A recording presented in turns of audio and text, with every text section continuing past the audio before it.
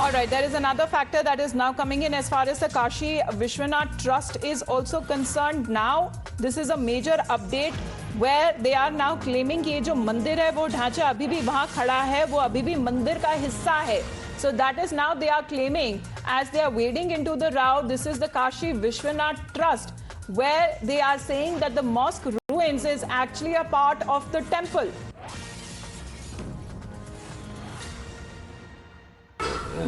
देखिए, पौराणिक महत्व के बिना मंदिरों की या उनके धार्मिक स्वरूप की चर्चा ही नहीं की जा सकती.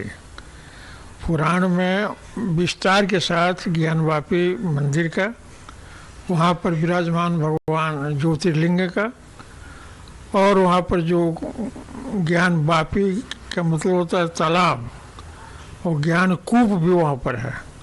ये सब पुराणों में वर्णित है.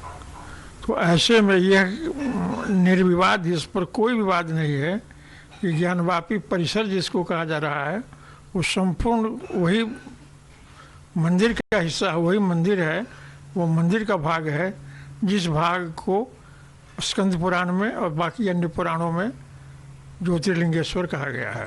निश्चित रूप से जो स्थान बताया गया है वो स्थान जो अभी एक ढांचा खड़ा है वो ढांचा भी मंदिर का ही ढांचा है.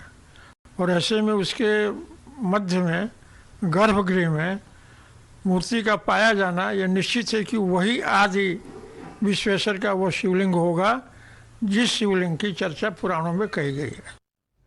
All right, let me also now go across to Madhav joining us live on this broadcast. So after the Muslim panel stating that this is a masjid and always will remain a masjid, we have the Hindu side claiming vindication. This time we have the Kashi Vishwanath Trust wading into the row stating that the entire structure that has now been found is part of the temple premises.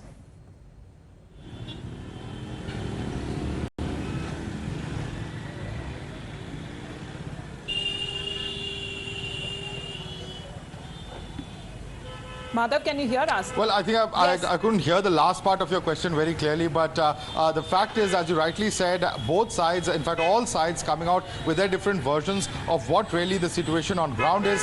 While, of course, as we know, some of the petitioners and the lawyers yesterday had claimed that there was a shivling that was found, and it was, of course, claimed that this was in the area where wuzu is performed, and it is therefore the request of those petitioners that this they believe is an important evidence, and therefore approach the court to seal off that area to protect the evidence. Of course, this has been completely countered by the other side. The Muslim side says that this is just the remnants of a fountain, and therefore, in fact, it has nothing to do with the shivling, whereas this is countered, in fact, by the Hindu side saying that if this was indeed a fountain, there should have been a water management system which was not present over there. Now, despite all of that, notwithstanding all of that, 2 or 3 important things that we must remember is that today is the day when the Advocate Commissioner was supposed to file that report inside the court. They are saying they will need at least 2 to 3 days more to complete their proceedings because there's a voluminous amount of data that has been recovered or has in fact been carried out and gathered during the course of the survey. Thousands of images, still pictures as well as videos leading to 8 chips of data with several dozen gigabytes of this which needs to be processed is the information coming in from their side, and therefore are going to now arrive at the court. They've left their residence over there, and of course the Advocate Commissioners will be inside the court very soon in Varanasi to ask for more time. What the court says, of course, remains to be seen. But that is as far as what's happening in Varanasi is concerned. Also equally important is what's transpiring in the Supreme Court, because the Anjuman side, the Muslim side, has in fact challenged not just the survey but also the proceedings that are taking place in Varanasi coast, because they have said that this is a direct violation of the Places of Worship Act. That has been their contention. Of course, the Hindu side is going to say that whatever was pled for, whatever was the plea earlier, is something that has already been decided by the court, and therefore this petition is infructuous, at the same time saying that there is a section within the Places of Worship Act which also talks about seeking to stay on the proceedings there and the report not be made public. That is the contention that is being raised by the Muslim side. Remains to be seen as we are standing by for the matter to be taken up in the Supreme Court in a short while from now. Madhav and Mohit, please stay on with us, because as we are also getting our viewers exactly how and where this shivling is located inside the masjid complex, and what story does that tell us? Kashi Vishwanath मंदिर के अंदर से ये नंदी भगवान की तस्वीर है और यहीं पर एक रास्ता है तय जो नीचे आता है। व्यास परिवार दावा ये करता है कि ये जो बेसमेंट है वो उनका है और बेसमेंट के अंदर यहाँ पर जो पिलर बने हुए हैं उन्हीं पिलर पर जो है संस्कृत के श्लोक हैं वो दिखाई दिए हैं साफ तौर पर। उसके बाद यहाँ ये स्थान आप देख रहे होंगे इस मैप में, यहीं पर दावा किया जा रहा है कि वजू खाने के बीच में जो फाउंटेन लगा हुआ था वो शिवलिंग जो है वो यहाँ पर मिला है। तो इस तरीके से आज का दिन जो है बेहद निर्णायक है और सबसे महत्वपूर्ण बात यह है कि दावा किया गया है, कोर्ट कमिश्नर की टीम जो है हालांकि ऑन रिकॉर्ड कुछ नहीं बोल रही है, लेकिन पुख्ता जानकारी मिली है कि यहीं पर इसी स्थान पर जो है वो शिवलिंग पाया गया है। तो आप देखिए जिस तरफ नंदी का मुंह है ठीक उसी के सामने भगवान शिव का जो है शिवलिंग पाया गया है। हालांकि जैसे ही All right, my colleague Neelashish also joins us live on this broadcast with one of the advocates in the matter. Yes, Neelashish, over to you.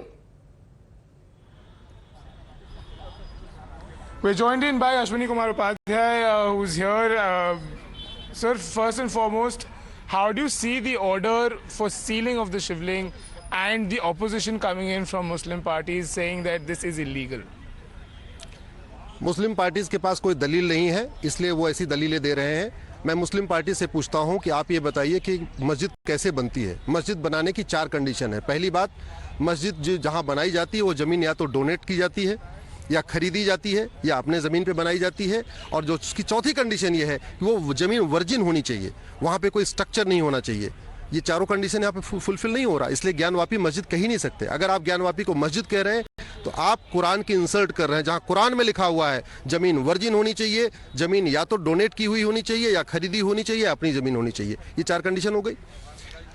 Hindu law क्या कहता है? हिंदू लॉ ये कहता है कि एक बार अगर मूर्ति की प्राण प्रतिष्ठा हो गई उसके बाद आप उसकी छत हटा दीजिए मंदिर की, आप मंदिर के दीवार तोड़ दीजिए, आप मंदिर की नींव की ऊंट उखाड़ दीजिए, लेकिन वो मंदिर तब तक रहेगा जब तक कि वहां से मूर्ति का विसर्जन नहीं होगा। तो ज्ञानवापी में कभी मूर्ति का विसर्जन हुआ नहीं। ज्ञानवापी में केवल छत बदली गई, गुंबद बदला गया, दीवारें भी वही है, नींव भी वही है, और मूर्ति विसर्जन हुआ नहीं। इसलिए ज्ञानवापी में आज भी वो मंदिर है, पहले भी मंदिर था, आगे भी मंदिर रहेगा। उसका मंदिर का कैरेक्टर चेंज नहीं हुआ। मैं आपको दूसरा एग्जाम्पल देता हूँ। नमाज आप सड़क पे पढ़ते हैं, रेलवे प्लेटफॉर्म पे पढ़ते हैं, एयरपोर्ट पे पढ़ते हैं, ट्रेन के अंदर पढ़ते हैं, तो क्या वो मस्जिद हो गई? नहीं, वो नहीं हो सकती।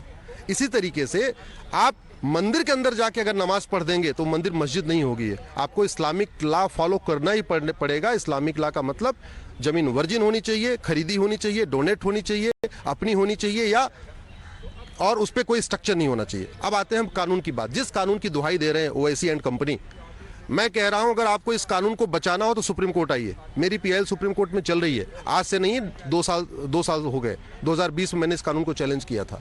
सुप्रीम कोर्ट ने हमारी पीआईएल को एडमिट किया हुआ है, सरकार को नोटिस जारी किया है, सरकार नहीं जवाब दे रही है। इसका मतलब कि मौनम स्वीकार लक्षणम, साइलेंस इज एक्सेप्टेंस एक डॉक्ट्रिन होती है। अगर सरकार मेरी पीआईएल पे 2 साल से काउंटर फाइल नहीं कर रही है, इसका मतलब सरकार को लगता है कि जो मैंने मांग किया है इस कानून को खत्म करने की, उस कानून में दम है। बहुत स्वाभाविक सी बात है। और ये तो पार्लियामेंट में जेटली जी ने जो डिबेट किया था, मैंने वो ग्राउंड रेस किए हैं जो जेटली जी ने उस समय पार्लियामेंट में बोला था, राज्यसभा में बोला था। उस समय उन्होंने भी कहा था कि अगर ये कानून कहीं कोर्ट में जाएगा टिकेगा नहीं, और ये फैक्ट मैं आपको बता रहा हूँ। तो जो लोग इस कानून की दुहाई दे के कह रहे हैं कि नहीं ये कानून के खिलाफ है, वो कानून को बचाना चाहते हैं, मिस्टर ओवैसी बचाना चाहते हैं। आप उनको अपने चैनल पे बुलाइए, मैं ओवैसी जी से 1 to 1 डिबेट करने के लिए तैयार हूँ, इस्लामिक लॉ के ऊपर डिबेट करने के लिए तैयार हूँ, हिंदू लॉ के ऊपर डिबेट करने के लिए तैयार हूँ, 1991 के प्लेसेस ऑफ वर्शिप एक्ट के ऊपर डिबेट करने के लिए तैयार हूँ।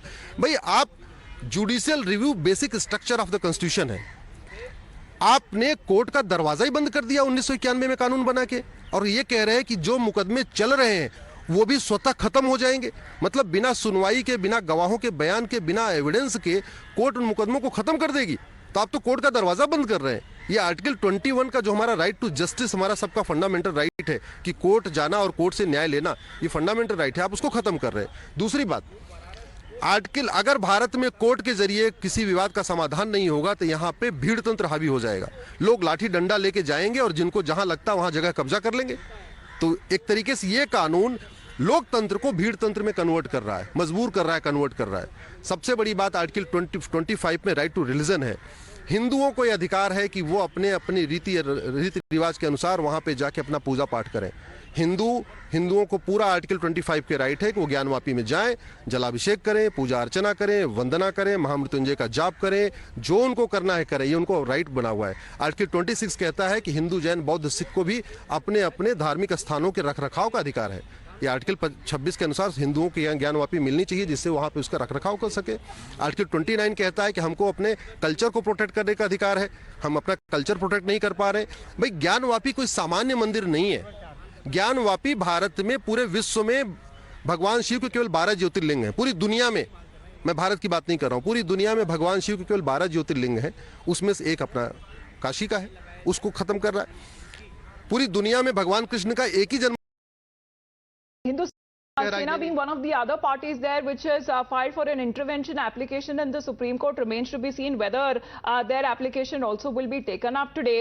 But Times Now has also accessed maps that are submitted by the then British government in court. But as there are many of those maps that are now being outlaid, there is the Hindu side which is currently saying that they have a right as far as the submission of the report is concerned. That will take time, but the matter that will be shortly taken up in the Supreme Court, where the masjid side, the Muslim side, is seeking a stay on the current proceedings.